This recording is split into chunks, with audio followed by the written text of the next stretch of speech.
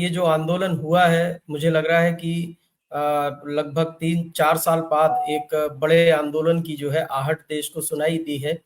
और छात्रों ने ये जो आंदोलन किया है, ये सही मायने में अगर देखा जाए तो देश की युवा शक्ति की जो नाराजगी है सरकार और सिस्टम के प्रति, वो उसको बहुत ही स्पष्ट रूप से झलकती है इसमें। और इस आंदोलन ने कई सारे संदेश भी छोड़े हैं। सबसे बड़ा जो संदेश है, वो देश की जनता के लिए है कि अपने हक हुकूक के लिए सबको खड़ा होना पड़ेगा। दूसरा, सरकार जब लंबे समय तक सत्ता में रहती है, एक ही पार्टी की सरकार या एक ही समुदाय के लोग, तो उनमें जो है चरित्रगत या हम देखें कि अपनी जिम्मेदारियों के लिहाज से अगर देखा जाए,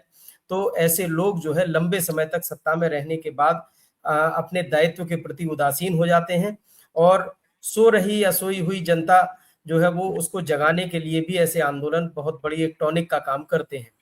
इसमें एक जो सबसे बड़ी बात है, देश में अगर हम आबादी के लिहाज से हिस्सेदारी देखें, तो युवाओं की और किसानों की सबसे बड़ी हिस्सेदारी है। और इन दोनों पक्षों का मिलना जो है, एक साथ आंदोलन के प्रति जो है एक रुख अपनाना, ये एक बड़ा ही सकारात्मक संकेत है। लेकिन इसके साथ-साथ मुझे ये भी कहना पड़ रहा है कि एक रणनीति विहीन आंदोलन मुझे लग रहा है ये। पूरी स्ट्रेटजी के साथ अगर इस ताकत को इकट्ठा किया जाता और ऊर्जा के साथ में अगर इस सरकार को जो है वो इस आंदोलन के ज़रिए आगाह किया जाता, तो इसका असर और ही कुछ होता। लेकिन चूँकि किसानों ने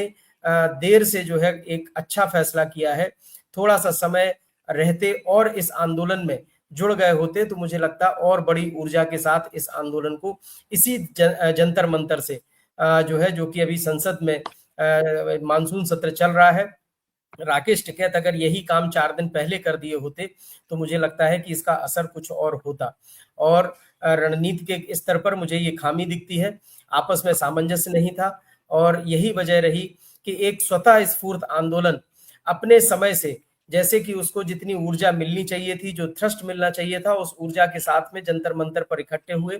कोई इसमें अगर आप देखें तो नेतृत्व का भी अभाव दिख रहा था, लेकिन युवाओं में एक नाराजगी थी, बहुत ही स्वाभाविक नाराजगी थी और उस नाराजगी का परिणाम ये हुआ कि देश भर से युवाओं की आवाज इकट्ठी हुई। जो लोग जंतर-मंतर नहीं पहुंच पाए, उन्होंने अपने-अपने जिलों में, अपने-अपने शहरों में इस आंदोलन को आगे बढ़ाकर अपनी आवाज को जो है देश की राजधानी तक पहुंचाने की कोशिश की। तो ये एक स्वतः स्फूर्त आंदोलन था जिसमें पूरी तरह से स्ट्रेटजी का अभाव दिख रहा है, पूरी तरह से नेतृत्व का भी अभाव है। और अगर देखा जाए तो मुझे लगता है कि अगर इतनी बड़ी कमी के बाद भी इस आंदोलन ने एक ऐसी सरकार को झुकने पर मजबूर कर दिया जो कि इस बात के लिए जानी जाती है कि जो अपने फैसलों के लिए अडिग रहती है, उस ये एक बड़ी उपलब्धि है। और मुझे लगता है कि अगर स्ट्रेटजी और रणनीति या नेतृत्व पर थोड़ा-सा काम किया जाए, तो ये आंदोलन जो है बहुत प्रभावशाली हो सकता है। और समय का, टाइमिंग का बहुत ध्यान रखने की ज़रूरत है इसमें, तभी जो है वांछित परिणाम मिल पाएँगे। अगर आप देखें तो अभी भी जो है वो पूरा रिजल्ट हासिल नहीं हो पाया है। एक तरफ सोनम वांगचुक जो इस पूरे आंदोलन का चेहरा बने थे, उन्होंने सरकार के साथ एक डील कर ली है, समझौता कर लिया है और वो समझौता भी सवालों के घेरे में है। विपक्ष के लोग जो है इस पर आरोप लगा रहे हैं और एक आपसी या सहमति के आधार पर जो एक जो डील हुई है, जिसे हालांकि डील शब्द का इस्तेमाल करना मैं बहुत उचित नहीं समझता हूं, लेकिन सभी राजनीतिक दल इसी शब्द का इस्तेमाल करते हुए कुछ इस पर तंज कस रहे हैं और कुछ इसे सरकार या सत्ता पक्ष की बड़ी उपलब्धि बता रहे हैं। तो इस तरह का जो भी समझौता हुआ है, उसमें अगर आप देखें तो जो मुख्य मांग थी शिक्षा मंत्री का इस्तीफा, वो नहीं हुआ है। जो फास्ट ट्रैक कोर्ट के गठन की बात की गई है, ये भी एक तरह से छात्रों को जो है वो झुंझुना पकड़ाने वाली बात है। ये ठीक वैसे ही है जैसे किसानों के आंदोलन के समय भी सरकार ने इसी तरह की बात, एमएसपी कमेटी बनाई गई थी सर। बिल्कुल, बिल्कुल। तो ये सब जो है मुझे लगता है कि सरकार किसानों को हो या छात्रों को हो, एक तरह से टाइम बीइंग जो है वो लॉलीपॉप देकर उनके अपने मकसद से उनको हटाना चाहती है। और दूसरा, अगर आप इसमें देखें कि जिस कार्रवाई की बात की जा रही है, सीबीआई की तरफ से जो दलीलें पेश की गईं, जो मुख्य आरोपी था उनकी सीबीआई की दलीलों की वजह से ही उस आरोपी को आरोप से बरी कर दिया गया, आरोप मुक्त कर दिया गया है। यानी हम जांच के आधार पर जिस उम्मीद को लगाए बैठे थे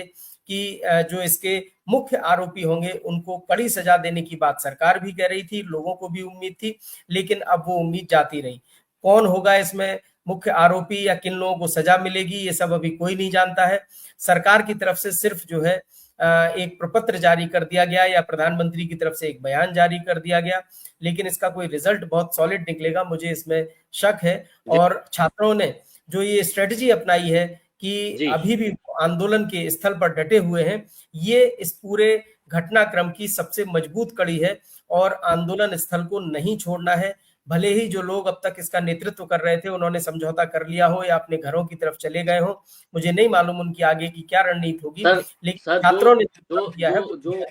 मैं निर्मल सर आपकी इसी बात में एक बात जोड़ना चाहूंगा। जो जमीन पर वहां जाकर देख रहे हैं वो ये देख रहे हैं कि ये जेनजी का जो आंदोलन है ये अब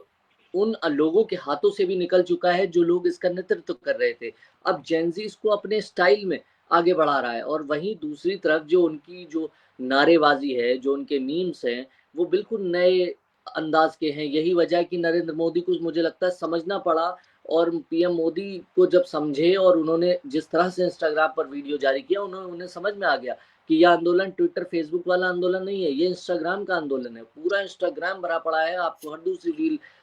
जेनजी प्रोटेस्ट की दिख रही है। तो क्या ये जो स्ट्रेटजी स्टूडेंट्स ने अपनाई वो अलग दिशा में गई और अब उन आंदोलनकारियों के भी, क्योंकि अभिजीत दीप्ते अगर मंच से कोई बयान देते हैं तो उनके बयान की भी वहां वैल्यू नहीं है। वो करना वही है जो जेनजी को समझ में आ रहा है, जो वहां पर चल रहा है उसी को करना है। अगर दीप के चाहे किसी दो लोगों को हटा दें तो वो हटा भी नहीं सकते। तो क्या उनके हाथ से भी सर आंदोलन निकल चुका है? देखिए, आंदोलन का अपना एक स्वभाव होता है। आंदोलन की अपनी जो है वो एक बनी हुई सेट, अगर आप देखें तो उसका एक डिजाइन है। उस डिजाइन से बाहर अगर आप जाएंगे तो फिर वो आंदोलन नहीं रह जाएगा, वो एक भीड़ होगी और वो भीड़ मुझे लगता है कि अब जो है दिशाहीन होती चली जा रही है। अगर आप देखें तो इसमें बहुत तरह के वीडियो आ रहे हैं जिसमें मर्यादा की जो लक्ष्मण रेखा है उसका हनन हो रहा है और हमारी जो देश की, जिसको आप जेनजी कह रहे हैं, ये जो युवा आबादी है, ये जो युवा शक्ति है, मुझे लगता है कि ये स्वच्छंद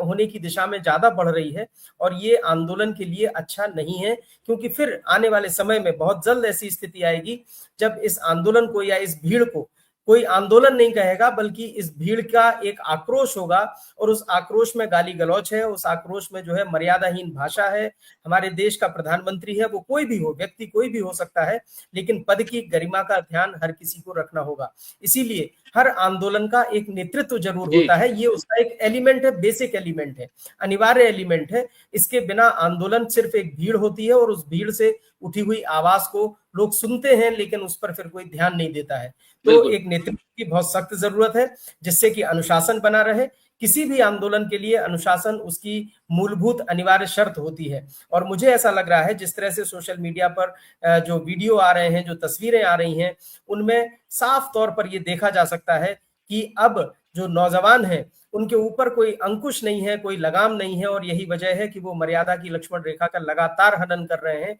और एक समय फिर ऐसा आएगा कि इनको कोई भी फिर सुनेगा नहीं। इसलिए इस ऊर्जा का सदुपयोग करें, इस समय का, और ये जो परिस्थितियां बनी हुई हैं इनका लाभ उठाते हुए आपकी जो मूल मांग है उस मांग पर अगर आप फोकस करेंगे बजाय इसके कि गाली गलौज करें, अश्लीलता फैलाएं, ये कहीं से भी किसी भी समाज के लिए स्वस्थ नहीं है और मुझे लगता है इसके परिणाम भी अच्छे नहीं होंगे। साईं बिल्कुल, बहुत शुक्रिया सर ये जानकारी देने के लिए। हमारे साथ रिजवान नूर खान भी है, लगातार इस पर कवरेज भी कर रहे हैं। और आपको महत्वपूर्ण चीज़ ये बता दूं सर, जो मंच पर मौजूदा वक्त में आप तस्वीर देख रहे हैं वो अभी मात्र कुछ घंटों पहले की है, कुछ घंटे भी नहीं कह सकते आप, कुछ मिनट पहले की है, जब गुरनाम सिंह चढ़ूनी इस मंच पर पहुंचे हैं। मंच से उन्होंने भाषण दिया है और मंच से उन्होंने किसानों के साथ का ऐलान किया है।